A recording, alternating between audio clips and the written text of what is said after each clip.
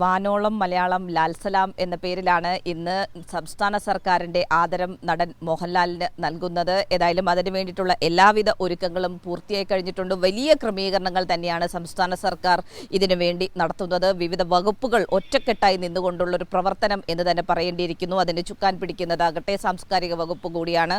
ഏതായാലും ഈ ഒരു ഘട്ടത്തിൽ സാംസ്കാരിക വകുപ്പ് മന്ത്രി സജി ചെറിയാൻ തന്നെ നമുക്കൊപ്പം ചേരുന്നുണ്ട്. എങ്ങനെയാണ് അതിന്റെ അവസാന ഘട്ടത്തിലുള്ള ഒരുക്കങ്ങളൊക്കെ എത്തി നിൽക്കുന്നത് എന്നുള്ള കാര്യം കൂടി അദ്ദേഹത്തോട് ചോദിച്ചറിയാം. ഏതായാലും good morning minister. Good morning. Good morning.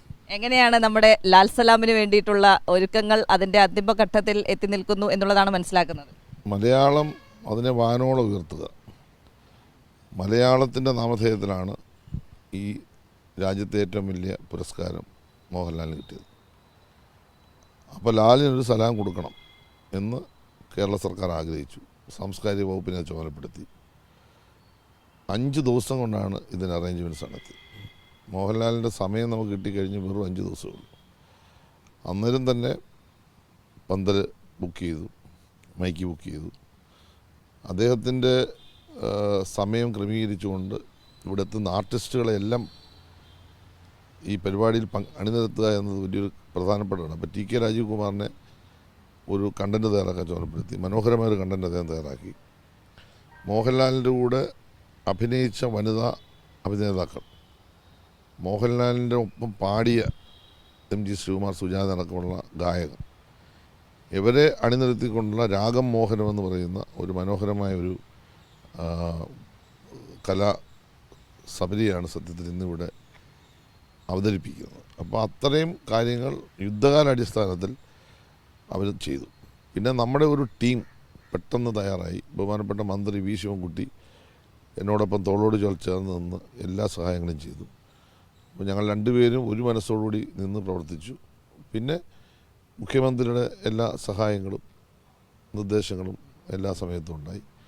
എല്ലാ ഡിപ്പാർട്ട്മെൻറ്റുകളും PWD, ഹെൽത്ത്, വാട്ടർ അതോറിറ്റി, അവരെല്ലാ ഡിപ്പാർട്ട്മെൻറ്റും, ഇലക്ട്രിസിറ്റി, കയ്യുമ്മയും നഗരസഭ എല്ലാം ആത്മാർത്ഥമായിട്ട് സഹായിച്ചു. ഇന്നിപ്പോൾ ഏകദേശം എല്ലാ കാര്യങ്ങളും പൂർത്തീകരിച്ചു. 10 മണിക്ക് ഞാനും മന്ത്രി വി ശിവൻകുട്ടിയോടെ പങ്കെടുത്ത ട്രയൽ ഇതിനെല്ലാം കൂടെ വെച്ച് നടത്തുന്നുണ്ട്. അപ്പം ഓരോ കാര്യം പോലീസ് ഉൾപ്പെടെ എല്ലാ വോളണ്ടിയേഴ്സ് ഉൾപ്പെടെ എല്ലാവരും വരാൻ പറഞ്ഞിട്ടുണ്ട്. നമ്മൾ ഈ ഗ്രൗണ്ടിൽ തന്നെ ഇത് ചെയ്യും. 10,000 കസേര അറേഞ്ച് ചെയ്യുന്നത്.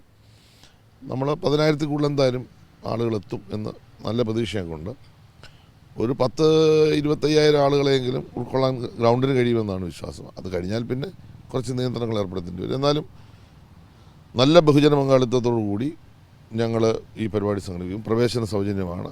കുറച്ച് പ്രധാനപ്പെട്ടവരെ ഞങ്ങൾ പ്രത്യേകം ക്ഷണിച്ചിട്ടുണ്ട്. കേരളത്തിലിപ്പോൾ മന്ത്രിമാരായ ശ്രീ ബാലഗോപാലും GR അനിലും പ്രതിപക്ഷ നേതാവ് VD സതീശനും അതുപോലെ തന്നെ അടൂർ ഗോപാലകൃഷ്ണൻ സാർ അടക്കമുള്ള സാറിനാണല്ലോ ആദ്യം ഈ അവാർഡ്, ഈ പുരസ്കാരം കിട്ടുന്നത്. അപ്പോൾ അത്തരം പ്രധാനപ്പെട്ടവരെയൊക്കെ നമ്മൾ സ്റ്റേജിലേക്ക് ക്ഷണിച്ചിട്ടുണ്ട്. പിന്നെ നമ്മുടെ MP Mar, MLA Mar, corporation mayor, അപ്പം അങ്ങനെ നമ്മുടെ പ്രധാനപ്പെട്ടവരെല്ലാം എത്തും. എന്തായാലും കൃത്യം 4:30 മണിക്ക് ഒരു വയലൻസ് ഹോളോടുകൂടി പരിപാടി ആരംഭിക്കും. അതൊരു 50 മിനിറ്റ് കാണും. പിന്നെ കണ്ടിന്യൂസ് ആയിട്ട് പരിപാടി ഒരു 9-9:30 വരെ ഈ പരിപാടി നീളും. അങ്ങനെ നല്ല തരത്തിലുള്ള അറേഞ്ച്മെൻറ്റ്സാണ് ഇപ്പോൾ ചെയ്തിട്ടുള്ളത്. കലാപരിപാടിയിൽ എനിക്ക് തോന്നുന്നു വളരെ വ്യത്യസ്തമായ രീതിയിൽ മോഹൻലാലിനൊപ്പം നടിമാരായി അഭിനയിച്ചവർ അവർ കൂടി ഈ ഇതിൻ്റെ ഒരു ഭാഗമാകുന്നുണ്ട്. അങ്ങനെ കുറച്ച് പേർ കൂടി ഇതിൻ്റെ ഒരു ഇന്നത്തെ ഒരു പ്രത്യേകതയല്ലേ? ഉർവശി, ശോഭന അടക്കമുള്ള എല്ലാ പ്രധാനപ്പെട്ട നടിമാരും എത്തിക്കഴിഞ്ഞു. അവർ ഏതെങ്കിലും ഒരു സമയത്ത് സ്റ്റേജിൽ അവർ കയറുന്നുണ്ട്. മോഹൻലാലിന് വേണ്ടി പാട്ട് പാടിയ ആർട്ടിസ്റ്റുകൾ പാടുമ്പോൾ അതിന് ഇൻട്രഡക്ഷൻ അവരായിരിക്കും കൊടുക്കുന്നത്. പിന്നെ ലാലിതിനിടയിൽ ഏതാണ്ട് മലയാള സിനിമയിലെ അദ്ദേഹത്തിൻ്റെ അഭിനയ മുഹൂർത്തങ്ങൾ ഓരോ സന്ദർഭത്തിലും നമ്മൾ കാണിച്ചുകൊണ്ടേയിരിക്കും. പിന്നെ അദ്ദേഹം ത്രൂ ഔട്ട് ഈ പരിപാടിയിലുണ്ട്. അദ്ദേഹത്തിൻ്റെ തന്നെ 2-3 പരിപാടി ഇതിനകത്ത് സെറ്റ് ചെയ്തിട്ടുണ്ട്. മോഹൻലാൽ തന്നെ പാടുന്നുണ്ടെന്ന് തോന്നുന്നു അല്ലേ? മോഹൻലാലിൻ്റെ തന്നെ പരിപാടിയുണ്ട്. പിന്നെ അദ്ദേഹത്തിൻ്റെ ചില പരിപാടികൾ ഇതിനകത്ത് ചെയ്തിട്ടുണ്ടെന്നാണ് രാജീവ് കുമാർ പറഞ്ഞത്. എല്ലാം നമ്മൾ ചോദിച്ചില്ല. എങ്കിലും മൊത്തം സമയവും പൂർണ്ണ അദ്ദേഹം കൂടി ഈ ഒരു കലാവിരുന്ന് നാടിന് സമർപ്പിക്കുന്നതിൽ അദ്ദേഹം കൂടി പങ്കാളിയാകുമെന്ന് പറയുമ്പോൾ നമുക്ക് വലിയ സന്തോഷമാണ്. കാരണം ഇത് ശരിക്കും പറഞ്ഞാൽ മറ്റുള്ളവർക്കൊരു പ്രചോദനമാണ്. കാരണം കലാ സാഹിത്യ രംഗത്ത് പ്രവർത്തിക്കുന്ന മലയാളികൾക്ക് പണ്ട് ഇങ്ങനെയുള്ള പ്രചോദനങ്ങളൊക്കെ വളരെ കുറവായിരുന്നു. അപ്പോൾ നമ്മുടെ ഈ ഗവൺമെൻറ് വന്നതിന് ശേഷം ഇത്തരം കാര്യങ്ങൾ ഞങ്ങൾ പ്രത്യേകം ശ്രദ്ധിക്കുന്നുണ്ട്. സാംസ്കാരിക വകുപ്പെന്ന് പറഞ്ഞാൽ ഏതെങ്കിലും രണ്ടോ മൂന്നോ ചടുലമായ രണ്ടോ മൂന്നോ പരമ്പരാഗത പരിപാടികൾ നടത്തി അവസാനിപ്പിക്കുകയല്ല. അപ്പോൾ ഓരോ സ്ഥാപനവും അതിൻ്റേതായ അർത്ഥത്തിൽ, ഇപ്പോൾ ഫിലിം പിന്നെ ഡെവലപ്മെൻറ്റ് കോർപ്പറേഷൻ ആണെങ്കിലും അക്കാദമി ആണെങ്കിലും അവർ ചെയ്യേണ്ട കാര്യങ്ങൾ. ഇപ്പോൾ നമ്മൾ ഇൻ്റർനാഷണൽ കൾച്ചറൽ ഫെസ്റ്റ് നടത്താൻ പോകും കൊച്ചിയിൽ ഡിസംബർ മാസത്തിൽ. വലിയ പരിപാടിയാണ്. ലോകത്തിലെ എല്ലാ പ്രധാനപ്പെട്ട രാജ്യങ്ങളും പങ്കെടുപ്പിക്കുന്നുണ്ട്. പ്രോഗ്രാം നമ്മൾ പ്ലാൻ ചെയ്തുകൊണ്ടിരിക്കുക. സാമ്പത്തിക പ്രതിസന്ധിയൊക്കെ ഉണ്ടെങ്കിൽ അതുകൂടെ നടത്തണമെന്ന് ഞങ്ങൾ ആഗ്രഹിക്കുന്നുണ്ട്. അതുപോലെ കേരളത്തിൽ ഇപ്പം നമ്മൾ മതമൈത്രി ഉയർത്തിപ്പിടിച്ചുകൊണ്ട് സാംസ്കാരിക വകുപ്പിൻ്റെ നേതൃത്വത്തിൽ 3 കേന്ദ്രങ്ങൾ, തിരുവനന്തപുരം, കൊച്ചി, കോഴിക്കോട്, ആയിരങ്ങളെ പങ്കെടുപ്പിക്കുക. എന്താണ് യഥാർത്ഥ വിശ്വാസം, ആരാണ് യഥാർത്ഥ വിശ്വാസി എന്നത് വിശ്വാസ സമൂഹത്തോട് വിശ്വാസ സമൂഹത്തിന് നേതൃത്വം കൊടുക്കുന്നവർ പറയുന്നതാണ് ഈ പദ്ധതി. സാംസ്കാരിക രംഗത്തെ ആളുകളല്ല, വിശ്വാസ സമൂഹത്തോട് വിശ്വാസ സമൂഹത്തിന് നേതൃത്വം പറയണം. ഇതാണ് വിശ്വാസം, ഇതാണ് മൈത്രി എന്ന് യഥാർത്ഥ വിശ്വാസം പഠിപ്പിക്കുക. കൾച്ചർ ഡിപ്പാർട്ട്മെൻറ്റ് ഒരു 5 ഘട്ടങ്ങളായിട്ടുള്ളൊരു പ്രോഗ്രാം ആദ്യ ഘട്ടത്തിൽ തുടങ്ങാൻ പോവുക. അപ്പോൾ വ്യത്യസ്തങ്ങളായ ധാരാളം പരിപാടികളാണ് കൾച്ചർ ഡിപ്പാർട്ട്മെൻറ്റ് നമ്മൾ ചെയ്യുന്നത്. ഒരുപാട് പരിമിതിയുണ്ട്. എന്നാൽ ആ പരിമിതിക്കുള്ളിൽ നിന്നുകൊണ്ട് തന്നെ ഒരു ടീം എന്ന നിലയിൽ ഞങ്ങൾ നന്നായിട്ട് എല്ലാവരും കൂടി ചേർന്ന് ഈ പ്രവർത്തനം നടത്തുന്നതുകൊണ്ട് ഞങ്ങൾ എടുക്കുന്ന പരിപാടികളെല്ലാം ഒന്നിനൊന്ന് വിജയകരമാകുന്നു എന്നത് സന്തോഷകരമായ ഒരു കാര്യമാണ്. തീർച്ചയായും ഇന്നത്തെ ഈ പരിപാടിയുമായി ബന്ധപ്പെട്ട് പറയുമ്പോൾ അതിൻ്റെ സുരക്ഷാ ക്രമീകരണങ്ങളൊക്കെ ഏത് രീതിയിലാണ്? കാരണം നമുക്കറിയാം ആൾക്കൂട്ടം ഉണ്ടാകുമ്പോൾ ഏത് രീതിയിൽ അത് പല ദുരന്തങ്ങളടക്കം ഉണ്ടായിട്ടുള്ളൊരു പശ്ചാത്തലമൊക്കെ നിലനിൽക്കുന്നുണ്ട്. അപ്പോൾ അതിൻ്റെ ഒരു സുരക്ഷാ ക്രമീകരണങ്ങൾ ഏത് രീതിയിലാണ്? നമ്മൾ ഈ തമിഴ്നാട്ടിലുണ്ടായ സംഭവം കൂടെ വന്നതോടുകൂടി കർശനമായ സുരക്ഷാ ക്രമീകരണങ്ങളാണ് വരുത്തിയിട്ടുള്ളത്. ആവശ്യാനുസരണം പോലീസ് വിന്യസിക്കും. പോലീസ് ഉദ്യോഗസ്ഥന്മാരുടെ യോഗം ശിവൻകുട്ടി മിനിസ്റ്റർ പങ്കെടുത്തുകൂടി. ഇന്നലെ ഞങ്ങൾ രണ്ടുപേരും കൂടെ പങ്കെടുത്തുകൂടി. ഇന്ന് ഞങ്ങൾ രാവിലെ അവരെല്ലാം വിളിച്ചിട്ടുണ്ട്. ആവശ്യമായ എല്ലാ സുരക്ഷാ ക്രമീകരണങ്ങളും ഉണ്ടാകും. അകത്തോട്ട് കയറാനുള്ള പ്രവേശനം സൗജന്യമാണെന്ന് പറയുമ്പോൾ തന്നെ അതിനൊരു നിയന്ത്രണമുണ്ട്. ഒരു ഘട്ടം കഴിഞ്ഞാൽ പൂർണ്ണമായി നിയന്ത്രിക്കും. അപ്പോൾ അതനുസരിച്ച് എല്ലാ സംവിധാനവും, പിന്നെ ആവശ്യമായ കുടിവെള്ളം, അകത്ത് ആവശ്യമായ സംവിധാനങ്ങളെല്ലാം എന്താ വെച്ചാൽ ഒരു കൺജസ്റ്റഡ് ആകത്തില്ല, ആകാത്ത തരത്തിൽ ക്രമീകരണങ്ങൾ വരും. പിന്നെ VIP കൾക്കെല്ലാം വരാനുള്ള പ്രത്യേക വഴികളും സംവിധാനം എല്ലാം ഒരുക്കിയിട്ടുണ്ട്. ആവശ്യമായ ബാരിക്കേഡുകളും എല്ലാ സംവിധാനവും ഒരു ട്രയൽ നമ്മൾ നേരത്തെ നടത്തി. ഇന്നത് പൂർണ്ണ ഒരു ട്രയൽ നമ്മൾ നടത്തുന്നുണ്ട്. അതാണ് കുഴപ്പമില്ല എന്നാണ് എൻ്റെ വിശ്വാസം. മറ്റൊരു കാര്യം കൂടി ഈ ഒരു സമയത്ത് ഈ ലാൽ സലാമുമായി ബന്ധപ്പെട്ടല്ല, മറ്റൊരു വിഷയമാണ്. മാതാമൃതാനന്ദമയുമായി ബന്ധപ്പെട്ടുള്ളൊരു വിഷയം നമുക്കറിയാം. ഏത് രീതിയിലാണ് മിനിസ്റ്റർക്കെതിരെ വലിയ തോതിൽ സോഷ്യൽ മീഡിയയിലൊക്കെ പ്രചരണമൊക്കെ നടക്കുന്നത് എന്നുള്ളത്, എന്താണ് അതിൽ മിനിസ്റ്റർക്ക് പറയാനുള്ളത്? ഞാൻ ഈ മഠവുമായിട്ട് ഇപ്പോഴത്തെ ബന്ധമല്ല. അതിലെന്താ പ്രശ്നം എന്ന് വെച്ചാൽ എൻ്റെ നേരെ സീനിയറായി പഠിച്ച ആളാണ് മഠത്തിൻ്റെ ഇപ്പോഴത്തെ പ്രധാന സ്വാമി. ബാലഗോപാലൻ എന്നാണ് നമ്മൾ അന്ന് കോളേജ് പഠിക്കുമ്പോൾ പറയുന്നത്.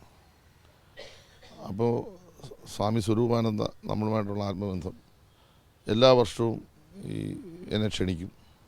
ഞാൻ മിക്കവാറും സമയമുണ്ടെങ്കിൽ പാർട്ടി ജില്ലാ സെക്രട്ടറി ആയിരിക്കുന്ന കാലം മുതൽ അതിന് മുമ്പ് ഞാൻ പ്രത്യേകിച്ച് ഞങ്ങളുടെ ഈ ആലപ്പുഴ ജില്ലയിലെ കോസ്റ്റൽ മേഖലയിൽ ഈ അമ്മയുമായി ബന്ധപ്പെട്ട് ഒരുപാട് ഈ ഫിഷർമാൻ കമ്മ്യൂണിറ്റി ധാരാളമായിട്ടുണ്ട്. അപ്പോൾ അങ്ങനെ അവരൊക്കെ ക്ഷണിക്കുമ്പോൾ നമ്മൾ പോകും. ഈ വർഷം ഞാൻ ഈ സ്വാമിജിയെ ഞങ്ങൾ രണ്ടും കൂടെ കോളേജിലെ ഒരു ഫംഗ്ഷൻ വെച്ച് കണ്ടപ്പോൾ അദ്ദേഹത്തിൻ്റെ ഈ അമ്മ 25 വർഷം മുമ്പ് മലയാളത്തിൽ UN പ്രസംഗിച്ച ഒരു പ്രശ്നം എന്നെ ഉന്നയിച്ചു. അപ്പോൾ എനിക്ക് തൊട്ട് ഭയങ്കര താല്പര്യം തോന്നി. കാരണം ഇന്ത്യയിൽ ആദ്യമായിട്ട് മലയാളത്തിലൊരാൾ ഈ ഇത്രയും വിദ്യാഭ്യാസ രംഗത്തൊന്നും വലിയ ഔന്നത്യമൊന്നുള്ള ആളല്ലേ, ഒരു പാവപ്പെട്ട സാധാരണ കുടുംബത്തിൽ നിന്ന ഒരാളല്ലേ. അപ്പോൾ ഇവരവിടെ പ്രസംഗിച്ചു എന്ന് പറഞ്ഞപ്പോൾ ഈ മഹതി അവിടെ പ്രസംഗിച്ചപ്പോൾ എനിക്കൊരു ഒരു താല്പര്യം തോന്നി. അപ്പം ഞാൻ പറഞ്ഞു എനിക്ക് സ്വാമിജി അതൊന്ന് ഇട്ട് തരണമെന്ന് പറഞ്ഞു. അതിൻ്റെ CD ഇട്ട് തരാമെന്ന് പറഞ്ഞു. അത്രേ പറഞ്ഞോളൂ. അദ്ദേഹം പോയി, ഞാൻ പോയി, അത് എനിക്കത് ഇട്ട് തന്നു. പ്രസംഗം കേട്ടപ്പോൾ എനിക്കൊരു ഭയങ്കര സന്തോഷം തോന്നി.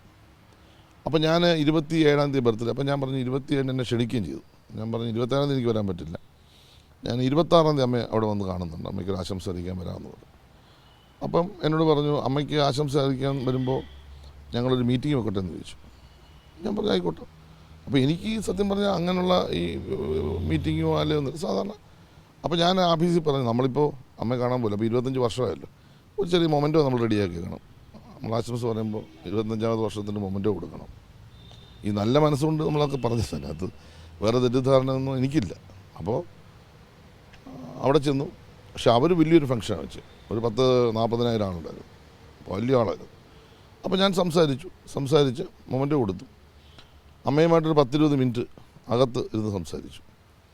ഈ അമ്മയുടെ ഒരു പ്രത്യേകത എന്താണെന്ന് വെച്ച് കഴിഞ്ഞാൽ എപ്പോൾ ചെന്നാലും ആലിംഗനം ചെയ്യും. സ്വാഭാവികമായിട്ടും നേരത്തെയും ചെയ്തിട്ടുണ്ട്. നമ്മൾ ചിലർ ഷെയ്ക്ക് ഹാൻഡ് കൊടുക്കുമെന്ന് പറഞ്ഞ പോലെ അവർ ഒരു ആലിംഗനം ചെയ്തു. പിന്നെ എനിക്ക് ഇവരോട് ഭയങ്കര ആത്മബന്ധമാണ്. ഈ അമ്മയും ഞാനുമായിട്ട് നല്ല ആത്മബന്ധമുണ്ട്. ഇപ്പം തുടങ്ങിയ ബന്ധമല്ല. അപ്പോൾ ഒരു മൊമെൻ്റ് കൊടുത്തു കഴിഞ്ഞപ്പോൾ ഞാൻ ഇവരെ ചേർത്ത് പിടിച്ച് ആലിംഗനത്തിന് മറ്റൊരു ആലിംഗനം കൊടുത്തതാണ് യഥാർത്ഥത്തിൽ സംഭവിച്ചത്. ഒരമ്മയുടെ സ്ഥാനം ഞാൻ കണ്ടുള്ളൂ. അല്ലെങ്കിൽ എൻ്റെ ഒരു മൂത്തൊരു സഹോദരിക്ക് കൊടുക്കുന്ന ഒരു ആലിംഗനം. അതിനപ്പുറത്തേക്ക് അതിനെ ദുർവ്യാഖ്യാനം ചെയ്യേണ്ടതല്ല. ഞാൻ എൻ്റെ പ്രസംഗത്തിൽ മറ്റൊരു തരത്തിൽ അവർ പിന്നെ ദൈവമാണെന്നോ അല്ലെങ്കിൽ അവർ പിന്നെ മനുഷ്യ ദൈവമാണെന്നോ ഒന്നും ഞാൻ പ്രസംഗിച്ചില്ല. എനിക്ക് അത്തരം കാര്യങ്ങൾ നമ്മുടെ വിഷയമല്ല. ഞാനവിടെ ആകെ പ്രസംഗിച്ചത് അവർ 25 വർഷം മുമ്പ് അമ്മ അവിടെ പോയി പ്രസംഗിച്ചു. അതൊരു ചരിത്ര പ്രസിദ്ധമായ സംഭവമാണ്. അതിനവരെ അഭിനന്ദിക്കണം. അതിൻ്റെ സാംസ്കാരിക വകുപ്പിൻ്റെ ഒരു മൊമെൻ്റ് ഞാൻ കൊടുക്കുന്നു. അത് കൊടുക്കുകയും ചെയ്തു. ഇപ്പോൾ ഞാൻ പറയുന്നത് എന്നേക്കാൾ എത്രയോ വലിയ വലിയ ആളുകൾ അവിടെ വരുന്നു. പ്രധാനമന്ത്രിയും പ്രസിഡൻറ്റും വന്നില്ലേ? അവരെല്ലാം വന്നിട്ട് പിന്നെ ഞാനത് ആലിംഗനം എനിക്ക് തന്നതിന് ഞാൻ മറുപടി കൊടുത്തു. എനിക്കൊരു ഷേക്കാൻ്റെ ഞാൻ തിരിച്ചൊരു ഷേക്കാൻ്റെ കൊടുക്കും. എനിക്കൊരു ആലിംഗനം തന്നപ്പോൾ ഞാനൊരു തിരിച്ചൊരു ആലിംഗനം കൊടുത്തു. അതൊരു അമ്മയുടെ സ്ഥാനത്ത് കണ്ടാൽ മതി. അവർ വന്ന് കാലയിൽ വീണിൽ പിന്നെ കുമ്പസരിച്ചിട്ട് പോകുന്നു. ഞാനതൊന്നും ചെയ്തില്ലല്ലോ. അപ്പം നമ്മൾ ഇപ്പോൾ ഒരു CPM നേതാവ് മാത്രമല്ലല്ലോ. ഞാൻ CPMൻ്റെ സ്റ്റേറ്റ് സെക്രട്ടറി മെമ്പർ എന്ന നിലയിൽ അപ്പുറത്തെ മന്ത്രി കൂടിയാണ്. അപ്പോൾ എന്നെ സംബന്ധിച്ചിടത്തോളം എനിക്കൊരു ജനകീയമായ മുഖം കൂടി ഉണ്ട് അക്കാര്യത്തിൽ. കാരണം ഞാൻ ഇത്തരം കാര്യങ്ങളെക്കുറിച്ച് അംഗീകരിക്കുന്ന ആളാണ്. ഇതെല്ലാം ഈ രാജ്യത്ത് ഇത്തരം വ്യവസ്ഥാപിതമായ കാര്യങ്ങളെ ഞാൻ അംഗീകരിക്കുന്ന ആളാണ്. അതിനൊന്നും പിന്നെ മാറ്റി നിർത്തേണ്ട കാര്യമില്ല. അത് അവരെന്തെങ്കിലും വേറെ കാര്യങ്ങൾ അതൊക്കെ വേറെ പരിശോധിക്കേണ്ട കാര്യം. എന്നെ സംബന്ധിച്ചിടത്തോളം ബിഷപ്സിനെ കണ്ടാൽ ഞാൻ ബഹുമാനിക്കും. ഈ ചില ബിഷപ്സ് കൈമുത്തും, ബിഷപ്സിൻ്റെ കൈമുത്തും. അതൊരു പാകമായിട്ട് കാണേണ്ടതുണ്ടോ? പിന്നെ നമ്മുടെ മുസ്ലിം മതനേതാക്കന്മാർ, ഞാൻ ഈ അടുത്ത ദിവസം കോഴിക്കോട് പോയി ഒരു പരിപാടിക്ക് പോയി. അവിടെ ചെന്നപ്പോൾ മതനേതാക്കന്മാർ ആലിംഗനം ചെയ്തു. അതൊന്നും ഒരു ഒരു ഒരു ഒരു പിന്നെ ഒരു സാധാരണ നമ്മൾ ചെയ്യുന്ന ചിലർ ചിലപ്പോൾ കൈ തരും, ചിലർ വരുമ്പോൾ കെട്ടിപ്പിടിക്കും. അങ്ങനെയൊക്കെ പലതരത്തിൽ. ഇപ്പോൾ വെള്ളാപ്പള്ളി സാർ എന്നെ കെട്ടിപ്പിടിച്ചു കഴിഞ്ഞ ദിവസം. നമ്മുടെ ശബരിമല വന്നപ്പോൾ എന്നെ കണ്ടപ്പോഴത്തെ കെട്ടിപ്പിടിച്ചു. വെള്ളാപ്പള്ളി സാർ കെട്ടിപ്പിടിക്കുന്ന വെച്ചിട്ട് ആത്മബന്ധം കണ്ട് ഒരു മകൻ്റെ സ്ഥാനത്ത് എത്തിക്കൊണ്ട് കാണുന്നുണ്ടായിരുന്നു. അപ്പോഴത്തേക്കും നമ്മൾ കാണണ്ടല്ലോ. അപ്പോൾ ഇതൊക്കെ നമ്മൾ ചെയ്യേണ്ടതെന്ന് പറഞ്ഞാൽ നമ്മളിതിന് നമ്മുടെ നാട്ടിൽ ഇത്തരം സംഗതികൾ ചെയ്യുമ്പോൾ നമ്മൾ നമ്മുടേതായ ചുമതലകളുള്ളപ്പോൾ ആ ചുമതല നിർവഹിക്കുന്നതിൻ്റെ ഭാഗമായി അവിടെ പോയി. ഇത് മാതാമൃതാനന്ദമായി മാത്രമായി സജ്ജീകരിക്കാൻ പോയതൊരു വിഷയമാക്കേണ്ട യാതൊരു കാര്യമില്ല. കാരണം അതൊരു സാധാരണ കാര്യമായിട്ടാണ്. അതിന് ഒരു രാഷ്ട്രീയമില്ല. ഞാൻ ആരോടും ചോദിച്ചിട്ടില്ല. കാരണം അത് ചോദിക്കേണ്ട കാര്യമില്ല. കാരണം എന്ന് വെച്ചാൽ നമ്മുടെ വകുപ്പിൻ്റെ പ്രവർത്തനത്തിൻ്റെ ഘട്ടത്തിൽ ഒരു വിവരം അറിഞ്ഞു, അവർക്കൊരു മൊമെൻ്റ് കൊടുത്താൽ അപ്പുറത്തേക്ക് അവർക്കൊരു മൊമെൻ്റ് കൊടുക്കാൻ, അവർക്കൊരു സ്വർണ്ണ മൊമെൻ്റ് വേണം 1000 എണ്ണം കിട്ടാൻ അവർക്ക് ഇപ്പം അത്രയും കപ്പാസിറ്റി ഉള്ളത്. അപ്പം നമ്മുടെ ഒരു ചെറിയ മൊമെൻ്റൊന്നും വലിയ കാര്യമൊന്നുമില്ല. പക്ഷേ കേരള ഗവൺമെൻറ്റിനോട് അവർ കാണിച്ചൊരു ആദരവും ബഹുമാനം അത് എന്നെ സ്പർശിച്ചതാണ്. നമ്മൾ അവിടെ ചെല്ലുന്ന അറിഞ്ഞപ്പോൾ ഒരു വലിയ മീറ്റിംഗ് വെച്ചു. നമ്മുടെ ആദരവ് സ്വീകരിക്കാൻ അവർ തയ്യാറായില്ലെങ്കിൽ നമുക്ക് ഒന്നുമില്ല. നമ്മൾ അങ്ങോട്ട് പറയുന്നതിനേക്കാൾ നല്ല അവർ ഇങ്ങോട്ട് നമ്മളെ സഹകരിച്ചു. ഗവൺമെൻറ്റിനൊരു നല്ല പോസിറ്റീവ് എനർജി ഗവൺമെൻറ്റിന് അവരുടെ ഭാഗത്തുനിന്ന് വന്നു. നമ്മളത്ര ഉദ്ദേശിക്കുന്നുള്ളൂ. അതിനെ മറ്റൊരു തരത്തിൽ ചർച്ച ചെയ്യാൻ പോയാൽ തീർച്ചയായിട്ടും അതിന് മറുപടി ഉണ്ടാവും. അതിനൊന്നും എന്നെ സംബന്ധിച്ചിടത്തോളം അതിനൊന്നും ഒരു ഭയമുള്ള ആളല്ല. അത് ചർച്ച ചെയ്യാൻ പോയാൽ അതിന് മറുപടി ഉണ്ടാവും.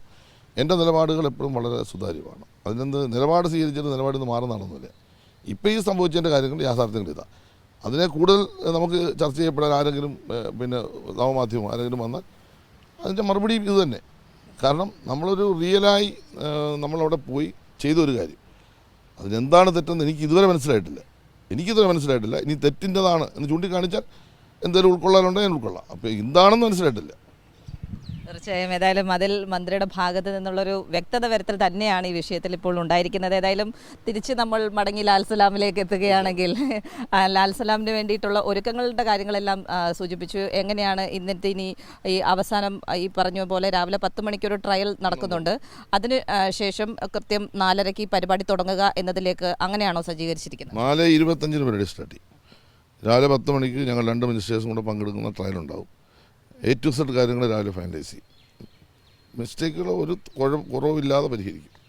തീർച്ചയായും രാവിലെ ഏതായാലും ഇന്നത്തെ പരിപാടിയുടെ വിശേഷങ്ങൾ തന്നെയാണ് മന്ത്രി നമ്മളോടൊപ്പം പങ്കുവച്ചത്. അതിനൊപ്പം തന്നെയാണ് മാതാമൃതാനന്ദമയുമായി ബന്ധപ്പെട്ടിരിക്കുന്ന വിഷയം. അത് നമുക്ക് ചോദിക്കാതെ പോകാൻ സാധിക്കുകയില്ല. കാരണം അതിനുശേഷം മന്ത്രിയെ നമുക്ക് പ്രത്യേകമായി ഇങ്ങനെ കിട്ടുന്നത് ഇപ്പോഴാണ്.